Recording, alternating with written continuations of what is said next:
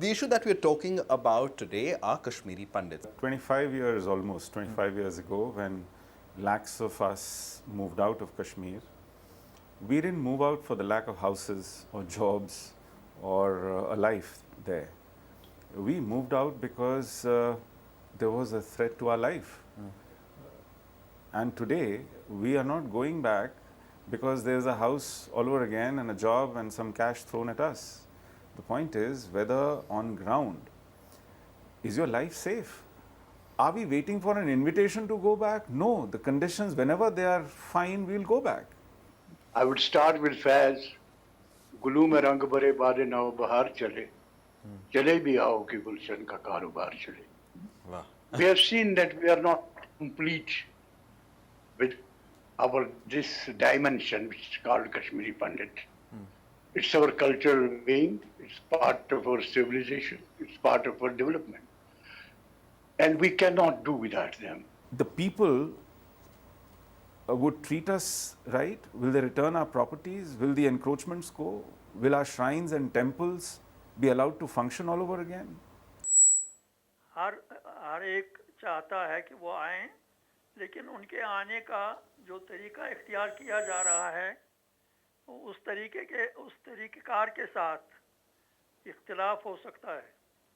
वो ये है कि हम चाहते हैं कि वो वापस आएं और अपनी अपनी बस्तियों में बसें. जो लोग शहर में बसते थे वो शहर में बसें, जो टाउनों में बसते थे वो टाउनों में बसें, जो देहातों गाँवों में बसते हैं वो गाँवों में बसें. ये अलग जो उनके लिए जोन बनाए जा रहे हैं, इसके साथ जम्मू कश्मीर की मेजॉरिटी जो है उनको इसके साथ इख्तिलाफ है कि अलग जोन बनाए जाएं उनके लिए. We don't believe in Gilani. We feel that we even know he is one of the militant. So what militant says, we don't believe in that at all. So his say is nothing. The violence of that time may not be an issue for the younger lot, because the younger lot has grown without seeing that violence. On the other hand, there's a whole lot of generation on the other side in Kashmir which has been witnessing violence throughout continuously, consistently. Their approach towards the issue of Kashmiri Pandits coming back would be different, right? And just as he was saying that it's not the money that's going to take us back. Money is not the issue. It is how we go back and become a part of the larger society. That is more important. Even if we get an enclave to live, what do you want me to do? I won't need a barber. I won't need a milk parlour. I don't need to go to market. I mean, do I not need to go and meet people at all? At the end of the day, I'm living in an enclave, but then I have to come out and go meet people, work with them.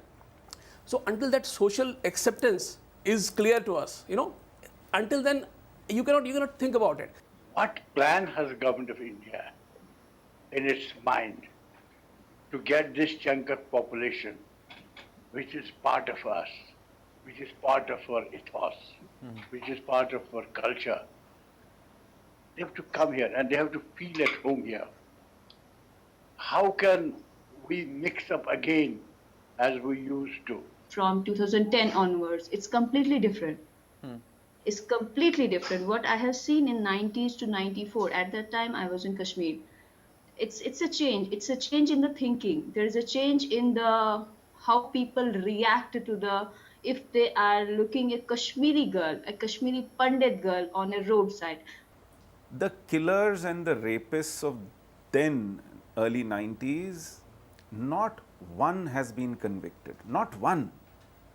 Hundreds were killed and raped. Not one case has moved through the courts into conviction or sentencing. On the contrary, they are roaming free. You could see them taking on the garb of politicians and contesting elections. Of course, a clear facet is that there is a desire to go, but unless there is an actual plan that shows what can be done, that can actually make some opportunities for the people there, I think there is, this becomes a sort of an academic discussion. Because as the other members of the panel have said, there is a desire, there is an incompleteness, which I completely understand. But there has to be a real sort of will on the ground to make things happen, create opportunities. People have to be rehabilitated socio-culturally and in a work environment. The society has to rise up, society has to do it. So probably we can think of a body which will have migrant Kashmiris living in Kashmir, and Muslims and political party members who will manage this return without making a song and dance about it. We first suffered over months targeted killings, abductions and rape.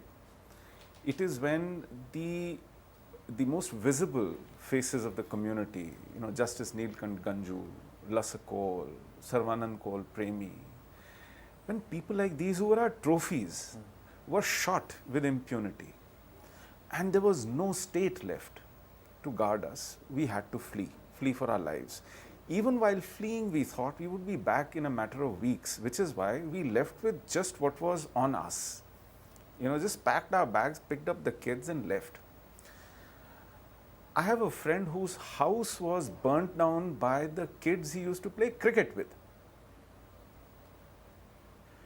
I went to see our own house in Habakadal in 2008. It was encroached upon by our neighbors.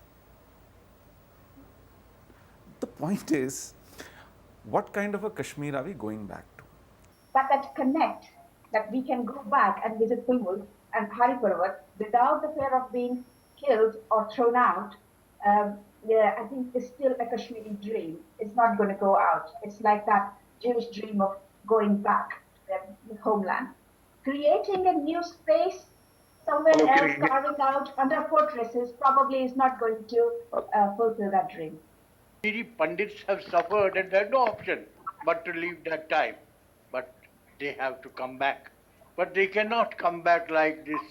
जब तक हमारा plan draw नहीं होगा, जब तक ये अंदर से कुछ नहीं होता, उसके बगैर नहीं हो सकता.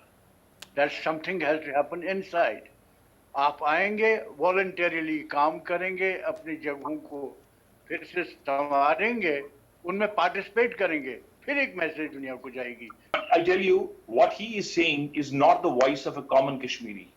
Forest of It is not. No, I must tell you one person. It is not. I was hounded from my herd and herd, from my house, from my ancestral house, by my neighbor, the common Kashmiri. You're talking about culture. The same people with whom we shared our akhrot of our Shivratris, the same people whom our teachers taught, they were the same people who took up AK-47s and gunned down those very people. Remains our aspiration that we have to go back and settle down. We belong there. We know the price that the community has paid in the last 25 years. Our kids have grown up without the language, without the habitat, without the culture, without our everyday life, without temples, without rituals, without festivals, without that neighborhood. Let's hope that the empty rhetoric that has been there till now finally becomes a good solution. On that note, we'll wrap it up. Thank you very much, all of you, for coming in. It was a pleasure.